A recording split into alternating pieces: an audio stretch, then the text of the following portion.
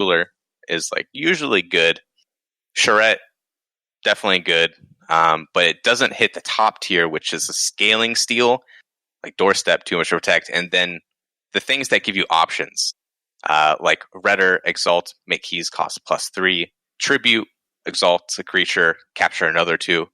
Those things are really situational, or give you the flexibility of taking courses to control Amber when you need to. So too much.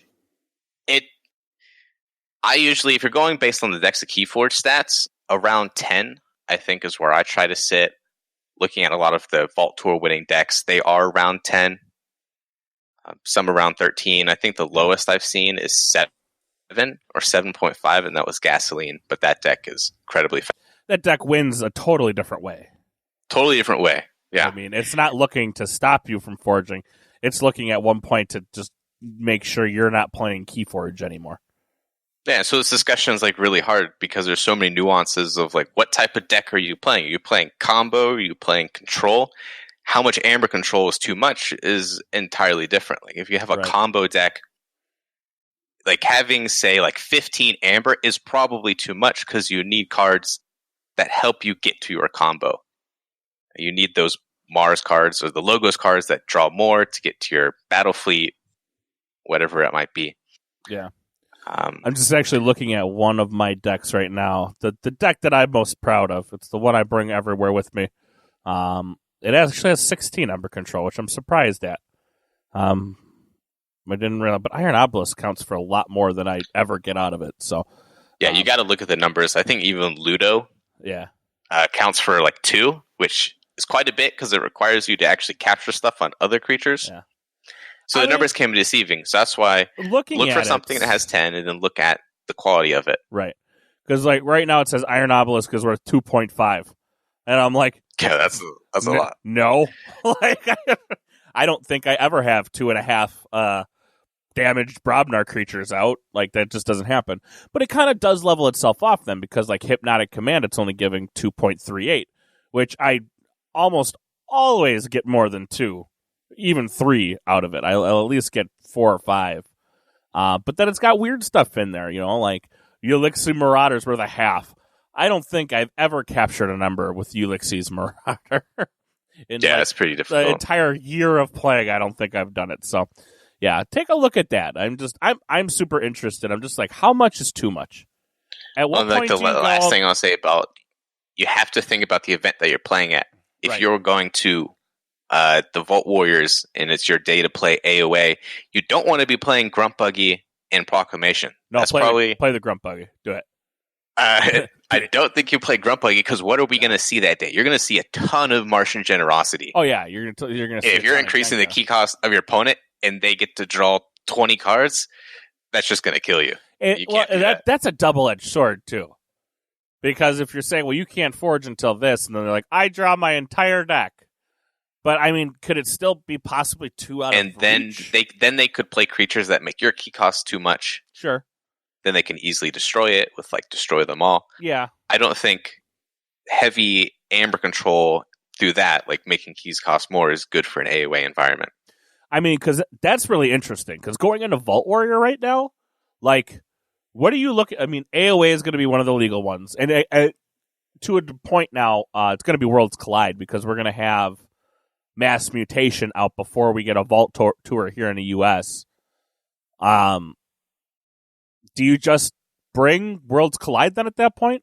Unless you got a really strong Genka deck? So for the first day of the qualifier, you have to play with the current set. Second day, get to choose between AOA and Worlds Collide. Yeah, it'll be the your opponent gets to ban one.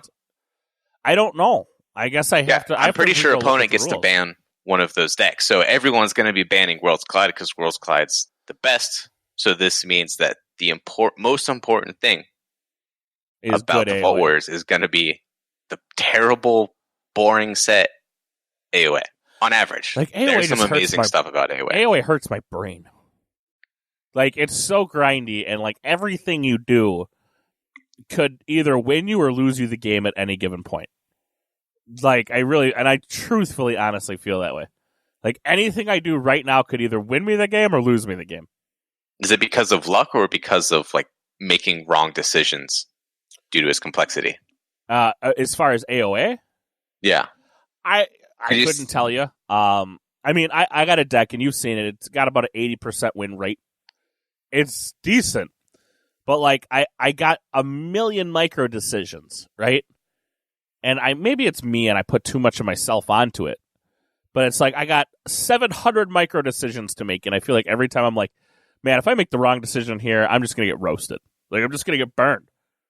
So, gotcha. I don't know. Like, there's just, not that I don't like that, but when you're playing that way for 35 or 45 minutes straight, no breaks, no nothing, like even this Prime, 5 rounds going to time almost every one, like just doing that and doing that straight, 45 minutes, 45 minutes, 45 minutes, 45 minutes.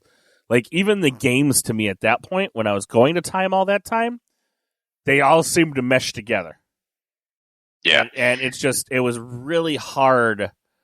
Like, you're keeping your composure. I mean, that's not tough to do, but you're really towards the end, game 3, game 4, game 5, really getting spent quickly.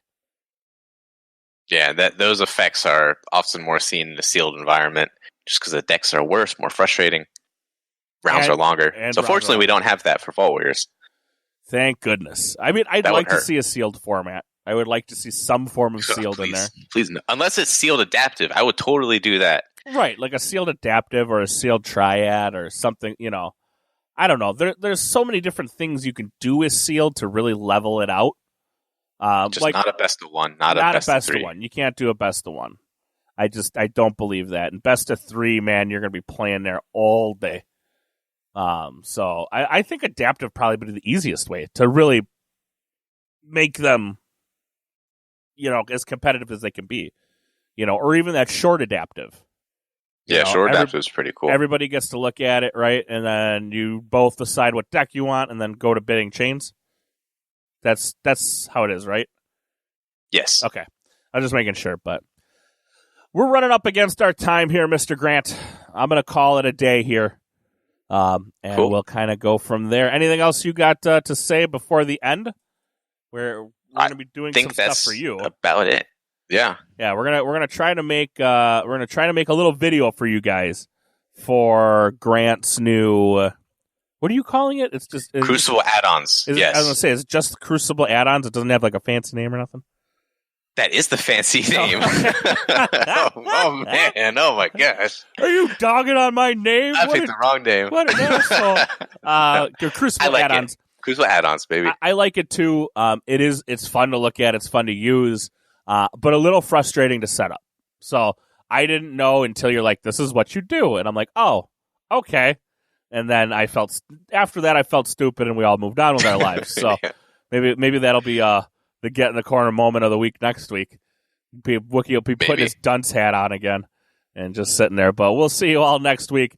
Z, I think we'll be back from PAX, and we'll see how PAX went. I don't know. Do you know who's streaming the event? I have not heard of anyone from the community streaming it. It might be something like FFG at Gen Con. Okay. Because it's a big event. They probably have a lot of other FFG-related things. They might just run their own stream. That'd be cool. Yeah, because I've seen nothing on Facebook, and normally Vince or Denise someone will put usually says something before now. Yeah. But if not, I'll try to figure out how to do it, and we'll get it over onto our Twitch page and kind of go from there. We got to do one quick shout-out this week.